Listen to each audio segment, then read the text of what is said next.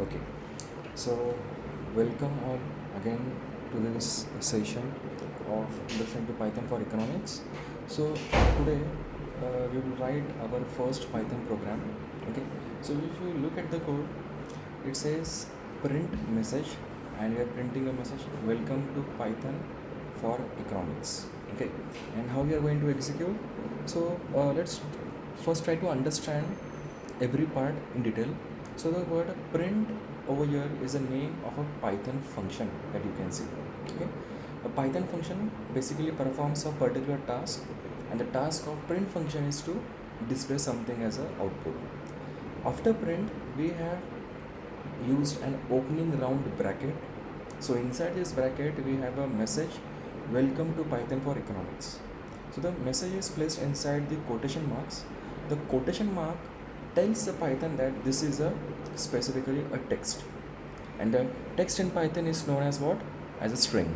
So ultimately this is known as what? It's a particularly known as a string. So finally we have a closing round bracket at the end, and which says what? Welcome to Python for Economics. So the line written inside the cell is nothing but what? It's an instruction, and the line that is shown below the cell is what? The output.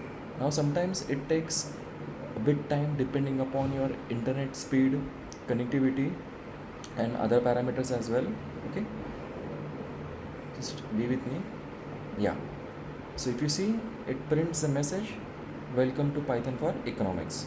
So you can try changing the message like I'm learning Python for economic analysis, or your name also. So ultimately run the cell again and observe the output, and this is our first important principle of programming. So when we change the instruction, the output may also change. The second important stuff that we're going to learn is comment in Python. See, uh, if you look at this particular code, this says what? Hash. This is our first Python program for economics, and ultimately in second line we're printing welcome to Python for Economics. So the first line begins with a hash symbol. In Python code cell, a hash symbol creates a comment, and Python does not execute those comment. So comment is written for a person reading the code. Okay, and comment help us to explain what a section of code does, why the calculation is being performed, which assumptions are being used, or what needs to be changed later on during the code execution. Okay, so let me execute the code, and you can see the Python displays only what? Welcome to Python for Economics, and it does not mention anything with respect to what? This is our first Python program for economics. So the comment is not included in the output. There is a difference over here. In text cell, the hash symbol can create a heading. In a code cell, hash symbol can create a comment. The meaning therefore depends on the type of cell you are executing. Okay. The next part that we're going to learn is storing the economic information in variable. See, we will now store the economic information using certain variables. If you look at the code, it says what?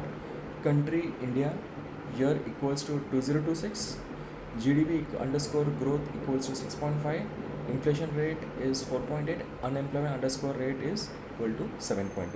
So now a variable is a name. Okay, so you can see this, the left hand side element. Okay, this is the thing about it's a variable.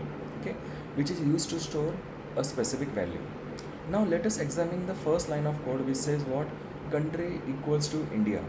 See, over here country is the variable, and equals to sign means it's a assignment operator. So it assigns the value on right hand side of the variable to the left hand side variable on the left. Okay, so India is a value that is stored because the India is a text and it is written inside the quotation mark. Okay, so now let's examine the second one, that is year equals to 2026. So the variable is a year and value is what? 2026. So the year is a whole number, so it does not require quotation mark. I am repeating again, the year is a whole number, okay, or we can say it's a type of integer, so it does not require any specific quotation mark which we require for the string that we passed. Okay, the next is GDP underscore growth. Now this stores the decimal value as 6.5 in the variable underscore growth. So the underscore basically connects the word GDP and growth. So Python variable names cannot normally contain spaces. Soon we will be discussing out like what is happening, why it is required, why it is not required, and we will discuss out like how to display the legal variable names. Therefore, instead of writing GDP space growth, what we have to do is we have to write GDP underscore growth. The same approach is used for inflation underscore rate, unemployment underscore rate, and these variable names are meaningful because they clearly describe the value that is being stored.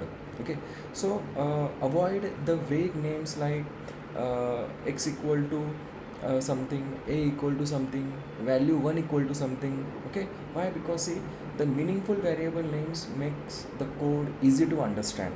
The cell does not display and output if you just provide the irrelevant. Okay, so this is not the output. Generally what is happening, the code that is stored inside the value is memory, but we have not asked Python to display them. Okay, so that's the reason we have to make sure that we are asking them to display or print. Okay, in earlier code what we saw, we mentioned something to print. Over here what is happening, we are just executing the code by assigning value to a variable, but we have not asked for printing a specific entity. Okay, now let's look into deep into this. This is known as the displaying of variable. So to display the value, we need to use certain functions. That is what the print function. So over here if you see, I'm writing calling like print country, print year, print and GDP underscore growth, inflation rate, unemployment rate.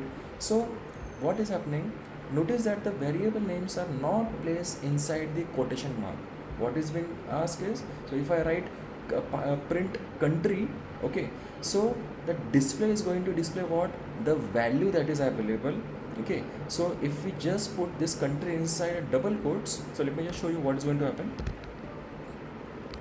So ultimately it is going to print what, the country as a like a banner name. But if I call the variable name without putting inside the quotation that has been defined in the earlier case, what is going to happen, it is going to get printed the specific variable that has been assigned to it.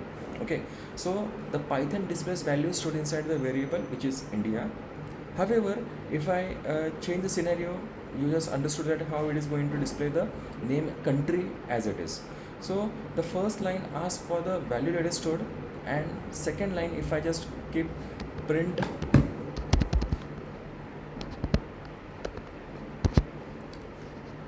double quotes country, so in this case it is going to display what, the name original as it is. Okay, so this distinction is very important for a beginner's perspective. Okay, so I hope you got this particular understanding that we are printing the variables with value assigned to it. Next is understanding the basic data types. See, Python store different kinds of information using different data types. So the main beginner data type in this particular notebook is string, okay, integer, float, and boolean. So generally a string written as str, okay, it represents what, it represents a text information, and integer written as int, it's a whole number. A float represents a number containing a decimal point, okay, and a boolean is a true or false value representation. So we can ask Python to identify variables data using the type function. So let's look at this. So if you just type this like print inside a type, then the inside that particular type function we pass the country, okay, and again close a round brackets. So what is going to happen, let me just execute this code for you. If you see, it is printing what, it's printing type country, type here, it for type country it is printed class string. Okay, so why, because the country contains a text India, its type is what, it's a string data type. Okay, so the outer print function displays the result inside this particular like a console window. Okay, so country is what, string over here, here is a integer, so you can see the here has got printed as int. Then GDP growth we define as something 6.5, So ultimately it's a float value. If you check the inflation rate, we mentioned as 4.8, it considered the value and printed as what? 4.8. So understanding the data type is important because Python handles the text and the numerical information differently. Okay, so for example, Python can divide numerical values, but it cannot directly divide a country name by a population. Okay, so let's talk about the next part, creating a readable economic output. See, at present we can display the value, but the output is not very informative. Let's say if Python displays only like this value 6.5 at this particular instance, okay, so reader may not know whether it represents the growth, it represents the inflation, it represents the unemployment, sorry, or something else. So what we can do is we can create a simple sentence using something known as a f string. Okay, so let's look at the first line of code. Let me just remove this part for you below. Okay, so if you just look at this particular code, it says what? Print inside this round bracket f double quotes, then again I'm mentioning the GDP growth rate of, and in curly bracket I'm mentioning the variable as country. Secondly, I've written in, again curly bracket, inside that I mentioned year, then I've mentioned is, again curly bracket GDP underscore growth, and if at the last, if you see the percentage sign of then the full stop and double quotes. See, the letter F appears before the opening of quotation mark at this particular junction. Okay, so this tells Python that we are going to use something known as a formatted string. So inside the sentence, a variable names are placed inside a curly bracket, and the Python replaces each variable name with the value that is stored inside that specific variable. So therefore, we are calling over here what? Country, and with this what we are doing is becomes what? So at this particular area it will print what? India. Okay, and the year becomes 2026, which says what? We are calling the specific variables value over here, and is GDP underscore growth. What we are doing is we are calling the variable which I was stored inside this value, that was 6.5. Okay, and let me just execute the cell for you. So you will see it, the output is the GDP growth rate of India is 2026 is 6.5 and full stop. Okay, so this is much easier to understand, as what we are doing is we are just interpreting those variables value in some kind of like a informative sentence. Okay, and let me just execute the other sentences for you. Like for print, inflation rate is inside curly bracket we are calling inflation underscore rate percentage full stop and double quotes closing. So this is how it prints everything with respect to the variable value that has been carried forwarded. So this is how it works in a f string format. The next is, let's go with, now we will perform our first economic calculation also. See, GDP per capita is calculated by dividing the total GDP by population. So the formula is what? GDP per capita equals to GDP divided by population. Okay, I hope this economic terminology is known to you. Okay, so this is useful example because it shows how an economic formula can be converted into a Python code. Okay, so before writing code, identify the required input, the mathematical equation, and the expected output. So when we say the inputs are total GDP and population, and operation that is required at this particular junction is what? A division operation, and output that we are going to get is what? GDP per capita. Okay, so this if you just look at the code, it says what? The particularly if you look at the first line, it says what? Illustrative example means what? Again, it's put inside the hash code in prefix. Ultimately it means what? It's a comment. Now comment is generally being used to make understand the user. Okay, if you look at the next line, it says what? Total underscore GDP is equal to 3 underscore 500 underscore 3 times 0 underscore 3 times 0 underscore 3 times 0. Okay, and if you look at the next variable, it says what? Population is equal to what? 1 underscore 430 underscore 000 underscore 000. See, now at the first variable, the variable is what? Total GDP. So value is what? It is mentioning what? Somewhere around 3.5 trillion. Okay.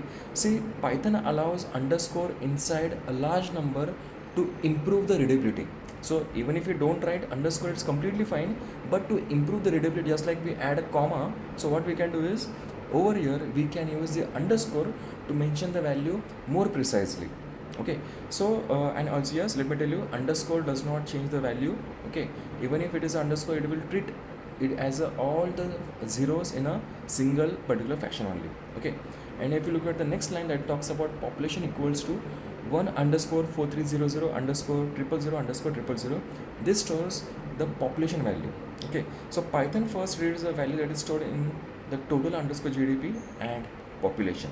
So if you look at this, the next is next line, GDP underscore per capita.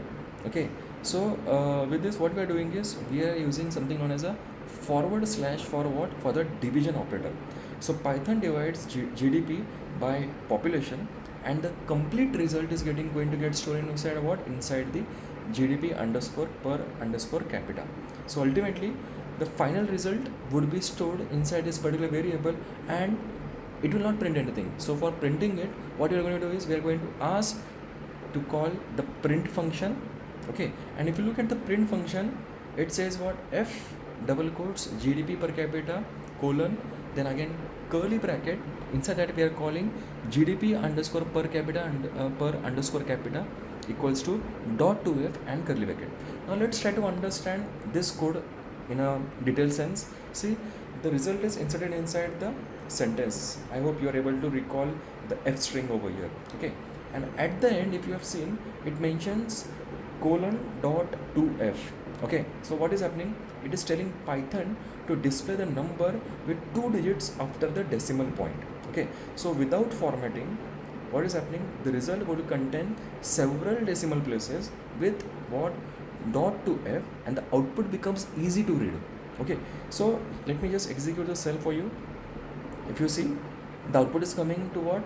GDP per capita colon 2447.55. Okay, so remember that this is an illustrative calculation, and also notice that we have not specified a currency over here.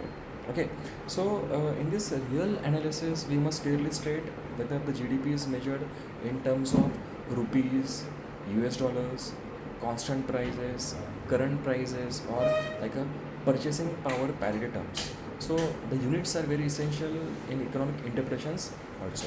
Okay, secondly, let's look at the major part, that is economic interpretation. Now see, Python has calculated a GDP per capita, but analysis is yet not complete. So we must now explain like what the result mean exactly. See, GDP per capita represents a total economic output that is divided by population, right? So it is often used as an approximate indicator of an average economic output per person, right? However, see, it is not the same as the income actually received by each individual. So it does not tell us like how income is getting distributed, how poverty is high or low, whether the regional disparities exist or not, and whether people have access to education and healthcare, or whether the economic activity creates some kind of environmental changes or not. So therefore, GDP per capita is useful, but it is not a complete measure of welfare. Okay, so this illustrates a very important principle of this course, that Python performs the calculation and economics provides multiple interpretations. Okay, so let me now in this section, let me just modify the example again. See, if you look at this code, it says what? Practice country equals to Brazil in double quotes, so it becomes a string. Practice GDP is equal to like we have a very huge number 2 underscore 170 underscore 000 underscore 000 underscore 000, and practice population is equal to 203 underscore 000 underscore 000. So notice that we are using a new variable which name begins with the practice underscore. Okay, now so this prevents a practice value from replacing the earlier variable. Otherwise what will happen? It will change the initial instance that were available okay, and the new value will get updated with the previous variable. But to prevent that, what we are doing is we are changing the variable name. Okay, so let me just execute this, and if I want to get the result, so what I'm doing is I'm calling the equation first, that practice underscore GDP underscore per capita. This is a new variable, is equal to practice underscore GDP divided by the practice underscore population. Okay, and at the end what I'm doing is I'm printing the complete function using a print function. So if you see this carefully, you will notice that again I'm calling f string. And why we are calling f string? Because it calls the values properly inside a specific variable. Okay, so let me just execute this cell for you. Okay, so if you see, the output is approximately, it mentions what country colon Brazil, GDP per capita colon 10689.66. So now just pause this video and replace the Brazil with another country. Okay, and after the illustrative GDP and population value, run the cell again and observe how the result is getting changed. And this is how you should practice the programming, like changing one element, run the code and inspect the effect as well. Okay, so now let's go with the next section, that is common beginner error. See, Python variable names are very case sensitive. Okay, this means what, the country, if I'm writing everything in lowercase, means a different thing, and country with like a variable name with C capital as a title case or camel case, we can say, is treated as a different name. So in the notebook, the example is getting commented, if you see it properly, that hash country is equal to India, hash print country. So if I just remove this hash values, okay, and there is a shortcut, if you are using a Mac system, you can use command / and you just execute. Let me just play this. Now you will see the error. Okay, now see, Python produces a error named as name error. Okay, and if you just read this error carefully, see, first of all, whenever you have an error, don't get worried. Okay, so error message is what, it's a information, means what, see, the message tells the Python that does not recognize a country with what, country with C capital. Now what is happening at this initial state, see, we have defined the variable country with C as a small case, and then we are initiating India, right? And in printing condition we are putting C capital. I hope you are able to recognize this. Okay, so let me just correct this. Either I will have to change the variable name at this point, or in print variable I have to change the variable. So I am changing inside the print variable, and I am executing the cell again. So yes, if you see, the cell is now running correctly. So errors are the normal part of programming. So objective is to not to avoid every error. The objective is to learn how to read the message, identify the cause and correct the code. Okay, so with this I am going to provide you certain practice exercise also, so make sure that you are going through them. Okay, so these are very easy to go questions for you. So the practice section gives you a partial completed programs as well in the code section. Okay, so over here you have to like try to solve this particular instances.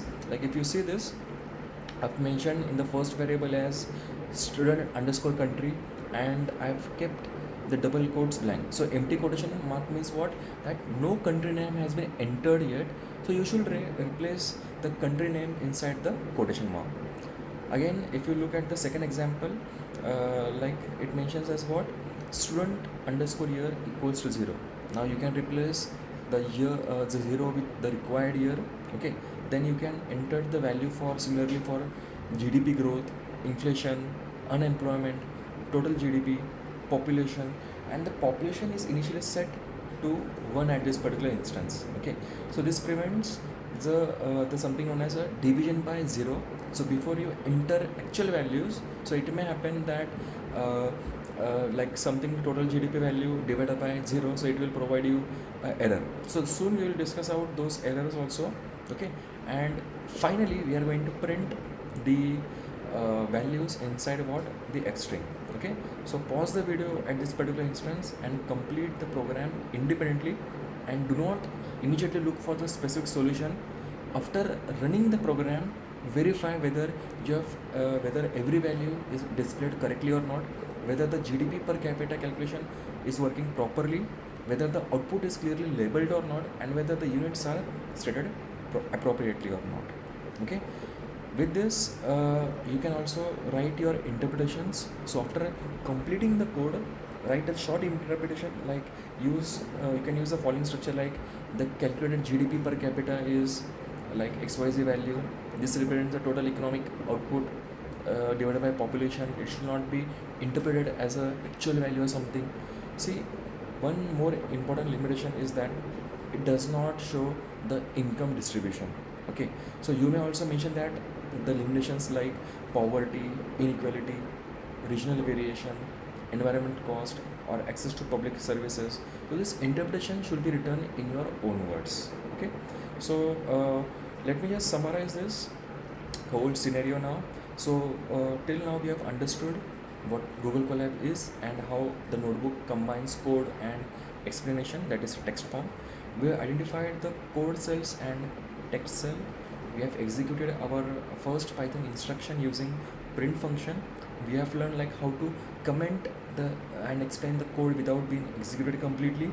Secondly, we have stored the economic information in variable, and we have identified the basic data types using type function. Plus, we have created the readable sentences using something known as fstring. We have converted GDP per capita formula into Python code, and we have formatted the output using 2 decimal places. So most importantly, we have interpreted the economic result and discussed the limitations also. See, so before moving to next lesson, I hope you will complete the practice activity in this notebook. Change the example values and run what we can say the cells again and write your economic interpretations also. In next video of the lesson, we will examine how Python variables and data types in greater details. We will study the variable names, how variables should be named properly, strings how should be mentioned, integer, float, boolean values, and different data types, conversion also. Okay, so I will provide you the notebook link in the video description.